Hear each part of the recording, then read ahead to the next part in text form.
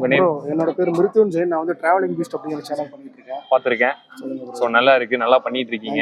So first award வாங்கினது உங்களுக்கு congrats. கண்டிப்பா. ஏன்னா இன்ஃப்ளூயன்சர்ஸ் எல்லாம் மதிச்சு, அதாவது எங்களுக்குலாம் வந்து எந்த ஒரு ரெகக்னேஷன் கிடைக்காம இருந்தாலும் எல்லாத்துக்கும் நாங்கள் ரெகக்னேஷன் பண்ணி கொடுத்துட்டு இருப்போம். நிறைய ஷாப்ஸுக்காக இருக்கட்டும், இல்லை ஒரு பிஸ்னஸ் ப்ரொமோஷன்ஸாக இருக்கட்டும். ஆனால் எங்களுக்குன்னு எந்த ஒரு ப்ரொமோஷன் நாங்கள் பண்ணிக்க மாட்டோம். ஆனால் அந்த மாதிரி வந்து பார்த்தோன்னா எங்களை வந்து ஒரு ஒரு ஒரு ஒரு என்கரேஜ் பண்ணுற விதமாக இந்த மாதிரி வந்து சின்ன சின்ன அவார்ட்ஸ்லாம் கொடுக்குறதுல வந்து ரொம்பவுமே ஹாப்பியாக நினைக்கிறோம். ஸோ கண்டிப்பாக என்னென்னைக்கு வந்து ரொம்ப தேங்க்ஸ். நீங்கள் நாங்கள் தி வெட்டிங்ஸ் அண்ட் வீக்லிக்ஸ் மீடியான ஃபோட்டோகிராஃபி பார்ட்னர். Super photographer. ஆமாம் ப்ரோ, நான் உங்ககிட்ட ஒரு விஷயம் கேட்கலான்னு வந்தேன், அதுக்குள்ள நீங்கள் பேசிட்டீங்க.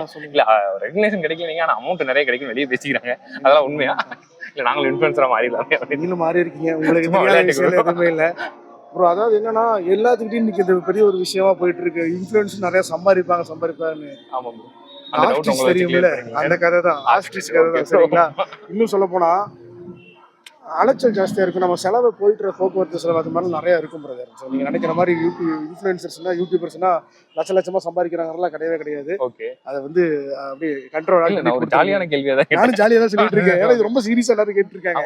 யாரும் இன்ஃப்ளூயன்சரா நீ நல்லா சம்பாதிப்பு கிடையாது, அந்த ஆஸ்ட்ரிச் கதை தான். சரிங்களா? அதனால தேங்க்யூ. இன்னும் ஒரு கொஸ்டின் கேட்டு என்னன்னைக்கு வந்திருக்கீங்க, அதை பத்தி நம்ம இன்னும் பேசவே இல்லை. அவார்ட்லாம் கொடுத்துருக்காங்க, அது எப்படி இருந்துச்சு? ஸ்டால்ஸ்லாம் பாத்தீங்கன்னா உள்ள வந்து நல்ல ஒரு போத்தனூர்ல ஒரு மெயினான ஒரு ஸ்பெஷலான ஒரு ஹாலை பிடிச்சி அங்க வந்து பாத்தீங்கன்னா நிறைய பேருக்கு முக்கியத்துவம் கொடுக்குற மாதிரி ரொம்ப சூப்பரான ஒரு விஷயம் பண்ணியிருந்தீங்க.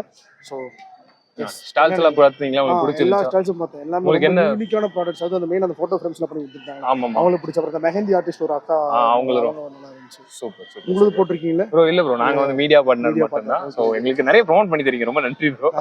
அதுக்கப்புறம் என்ன கேட்கலாம்னா, இப்போ ஜெனரலா ஒரு கொஸ்டின் எல்லாருக்கிட்டையும் என்ன கேட்டுட்டோம்னா, February 14 வரப்போகுது லவர்ஸ் டே. ஸோ அதை பத்தி டிராவலிங் பிஸ்ட் என்ன நினைக்கிறாரு? அவரு சிங்கிளா கமிட்டடா இந்த ரிவீல்லாம் பண்றதா என் வேலையை இருந்துச்சு. அவ்வளோ பெரிய மேட்டர்லாம் இல்லை பிரதர். சொல்லுங்க. நான் சிங்கிள் தான். ஓகே, கமிட்டடா இருக்க எல்லாத்துக்கும் ஹாப்பி வேலண்டைன்ஸ் டே. உங்களை பொறுத்த வரைக்கும் இந்த February 14 என்ன பண்ண போறீங்க? நம்ம வேற ஆள் இல்ல. ஷூட்டுக்கு போக வேண்டியதான். ஐயோ, எல்லா விளாகர்ஸும் அதே மாதிரி. இல்ல படகிட்ட ரிலீஸ் ஆச்சுன்னா தனியா போய் பார்க்க வேண்டியது. பசங்க கூட சேர்ந்து போய் யாராவது தனியா ஒரு பொண்ணு வரும், நீங்களும் அப்படியே போனீங்கன்னா தியேட்டர்ல பக்கத்துல சீட்டு கிடைக்கலாம். வாய்ப்பு இல்லை நடக்கலாம். வாய்ப்பு இல்லை. நடந்தா சந்தோஷம். ரொம்ப நன்றி.